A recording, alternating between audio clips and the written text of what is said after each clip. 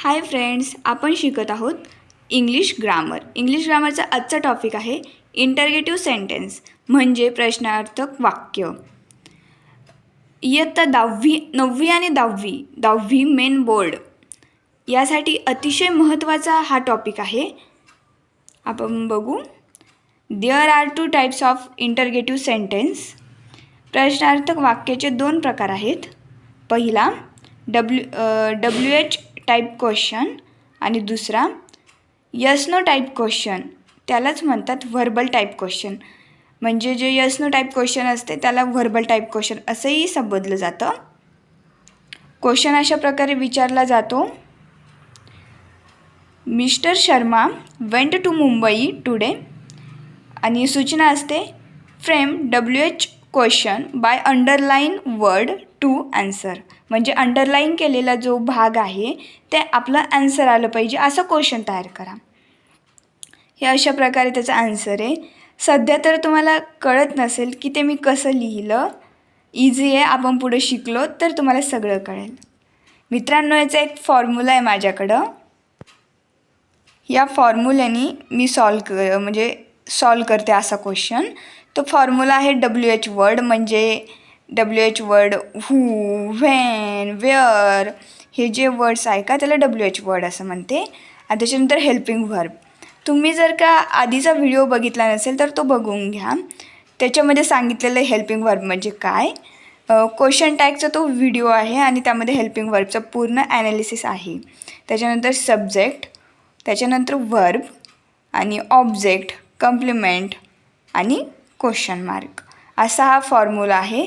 चला तर मग आपण टाईप्सकडे जाऊयात. तर मित्रांनो, पहिलाच प्रकार आहे WH टाईप क्वेश्चन. ज्या प्रश्नाची सुरुवात प्रश्नार्थक सर्वनामाने होते त्या प्रश्नास WH टाईप क्वेश्चन म्हणतात. समजलं WH टाईप क्वेश्चनचा अर्थ? There are 10 types of WH question. प्रश्नार्थक वाक्याचे 10 प्रकार आहेत. त्यापैकी आपण 5 या व्हिडिओमध्ये बघणार आहोत आणि 5 पुढच्या व्हिडिओमध्ये. तर चला तर मग पहिला प्रकार आहे हू. हू म्हणजे कोण. कोण हे आपण व्यक्तिसंदर्भात वापरतो, त्यामुळे व्यक्ती याने उल्लेख होतो याचा. ज्या प्रश्नाची सुरुवात हूने होते त्या प्रश्नाचे उत्तर पॅसेजमधून व्यक्तिसंदर्भात द्यावे लागते किंवा शोधावे लागते. तर हू असं जर का क्वेश्चन असेल तर त्याचं उत्तर हे व्यक्तिसंदर्भात असतं. म्हणजे बघा ना, इथं आपले 2 फायदे आहेत ना. म्हणजे बोर्डाच्या पेपरला तर आपल्याला ओळखून लिहावंच लागतं ना. जे की पॅरेग्राफ खाली क्वेश्चन असते त्याचं हूने जर का चालू होत असला क्वेश्चन तर त्याचं उत्तर व्यक्तिसंदर्भात लिहायचं. हे असं आपल्याला यातून शिकायला मिळतं. खाली एक्झाम्पल आहे. धीरा वाज अ स्कूल स्टुडंट. त्याचं आन्सर असं लिहायचं. मी आत्ता सांगितलं. तर धीराऐवजी लिहायचं, सुरुवात करायची हूने. हू वाज हेल्पिंग व्हर्ब आहे वाज. अ स्कूल स्टुडंट म्हणजे जशाच तसं लिहायचं. त्यानंतर हे आहे बघा, children went to trip. Children हे सुद्धा म्हणजे व्यक्तिसंदर्भातच आहे ना, मुलं. तर हूने सुरुवात झाली. Who did go to trip. Did कुठून आलं तुम्हाला प्रश्न पडलाच असेल. डीड कुठून आलं? तर वेंट हे गोचं दुसरं रूप आहे म्हणून आपण डीड घेतलं. पहिलं रूप असतं डायरेक्टली गो असतं तर आपण डू घेतलं असतं, पण हे दुसरं रूप आहे म्हणून आपण डीड घेतलं. डीड घेतल्यामुळं वेंट आपल्याला घेता येत नाही म्हणून गो घेतलं. आणि टू ट्रिप जशाच तसं शेवटी क्वेश्चन मार्क द्यावा, कारण की क्वेश्चन मार्क दिला नाही तर हाफ मार्क करतो, कारण की आपण क्वेश्चन बनवतो आहे ना, त्यामुळे क्वेश्चन मार्क हा द्यावाच लागतो. पुढचा टाईप आहे आपला वेअर. वेअर म्हणजे कोठे. कोठे हे आपण कशा संदर्भात वापरतो? ठिकाणासंदर्भात. म्हणूनच ज्या प्रश्नाची सुरुवात वेअरने होते त्या प्रश्नाचे उत्तर पॅसेजमधून ठिकाणासंदर्भात द्यावे लागते. म्हणजे असं नाही का आपण म्हणत की कोठे गेला तो किंवा कोठे गेली ती असं वगैरे. तर ते पॅसेजमधलंही मी तुम्हाला सांगते आणि हेही सांगते की क्वेश्चन कसा बनवायचा. तर हे अशा प्रकारे क्वेश्चन विचारले जाते. मी तुम्हाला सांगते कसे सॉल्व करायचे. हे बघा मित्रांनो, अशा प्रकारे where did he go today. आता बघा वेंट आलेलं आहे म्हणजे गोचं दुसरं रूप आत्ताच मी तुम्हाला सांगितलं, त्यामुळे डीड घेतलं. ही गो टुडे. वेंट घेता येत नाही आपल्याला, म्हणून वेंटचं पहिलं रूप म्हणजे गो घेतलं आणि क्वेश्चन मार्क द्यायला विसरायचं नाही. Second, Suman is living at Pune. Where is Suman living. Where आपल्याला घ्यावंच लागतं. इज हेल्पिंग वर्ब दिलेलं आहे म्हणून आपल्याला डू डज डीडचा उपयोग करायची गरज नाही, म्हणून आपण इज जशाच तसं घेतलं सुमन आणि लिव्हिंग. मित्रांनो, खालचा प्रकार आहे आपला व्हाय. व्हाय म्हणजे काय, का sorry. Reason, because, for, that, as पासून ज्याची सुरुवात होते ते आपल्याला लिहायचं आहे. ज्या प्रश्नाची सुरुवात व्हायने होते त्या प्रश्नाचे उत्तर पॅसेजमधून कारणदर्शक पद्धतीने द्यावे लागते.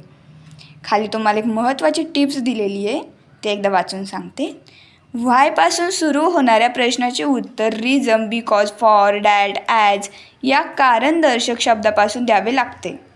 मित्रांनो, आपण एक्झाम्पल बघून घेऊ. हे आहेत example. Meena came late in class because her mother was ill. याचं उत्तर कसं लिहायचं ते मी तुम्हाला सांगते. तर मित्रांनो, अशा प्रकारे लिहावं लागतं. व्हाय आपल्याला सुरुवातीला घ्यावंच लागतं. व्हाय. डीड का घेतलं तर वरी केम आहे, क्वेश्चनमध्ये केम आहे म्हणून आपण डीड घेतलं. कम असेल तर डू घेतलं असतं. जशाच तसं मीना घेतलं आणि कम घेतलं. कम लेट इन क्लास, शेवटी क्वेश्चन मार्क. खालच्या क्वेश्चनचं बघू. I on the first prize reason I have work hard. त्याने मी हार्डवर्क केलं म्हणून मी फर्स्ट आलो, असं त्या क्वेश्चनचा अर्थ आहे. तर त्याचं कसं लिहायचं बघा. Why did you win the first prize आणि क्वेश्चन मार्क. डीड का घेतलं तर ऑन आलं म्हणजे विनचं दुसरं रूप आलं म्हणून आपण डीड घेतलं. खालचं बघू. व्हाट. व्हाट म्हणजे काय, वस्तू, व्यक्ती, प्राणी, पक्षी यांच्या संदर्भात असतं ते व्हाट. ज्या प्रश्नाची सुरुवात व्हाटने होते त्या प्रश्नाचे उत्तर पॅसेजमधून व्यक्ती, वस्तू, प्राणी, पक्षी यांच्या संदर्भात द्यावे लागते. एक्झाम्पल बघून घेऊ. अशा प्रकारे क्वेश्चन विचारला जाईल आपल्याला. मी तुम्हाला सांगते ते कसं लिहायचं. तर मित्रांनो, अशा प्रकारे लिहायचं. आपलं वरती काय आहे, व्हाटपासून म्हणजे काय. तर व्हाट डज सीमा वांट्स. आता डज कुठून आलं तर वांट्स केलं म्हणजे यस लागले ना त्याला, त्यामुळे आपण डज घेतलं. तर खालचं क्वेश्चन बघू. I open my piggy bank. What did you open.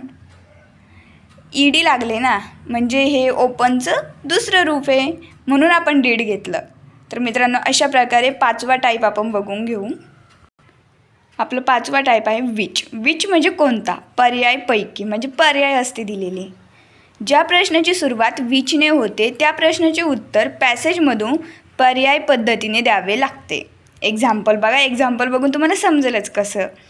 He likes to drink a tea. टीला और आहे ना, कॉफी आहे असं वगैरे, त्यामुळे त्याला पर्याय म्हणतात. आणि खालचा बघू. I like to eat a mango fruit. Mango एकटाच थोडी ना फ्रूट आहे, आणि आणखी पण काही फ्रूट्स आहेत ना, म्हणून याला पर्याय पद्धती म्हणते. ते कसं लिहायचं याचा आन्सर मी तुम्हाला सांगते. तर मित्रांनो, याचा आन्सर अशा प्रकारे लिहायचं. Which, drink, does, he like आणि क्वेश्चन मार्क. खालच्या याचं सांगते. Which fruit do you like to eat आणि क्वेश्चन मार्क. हे अशा प्रकारे क्वेश्चन आपल्याला सॉल्व करायचे आणि लक्षात राहू दे, क्वेश्चन मार्कला विसरू नका. राहिलेले 5 टाईप आपण सेकंड लेक्चरमध्ये बघूया. आणि प्लीज मनापासून व्हिडिओ आवडला असेल तर लाईक करा, सबस्क्राईब करा आणि आपल्या मित्राला जरूर शेअर करा. थँक्यू.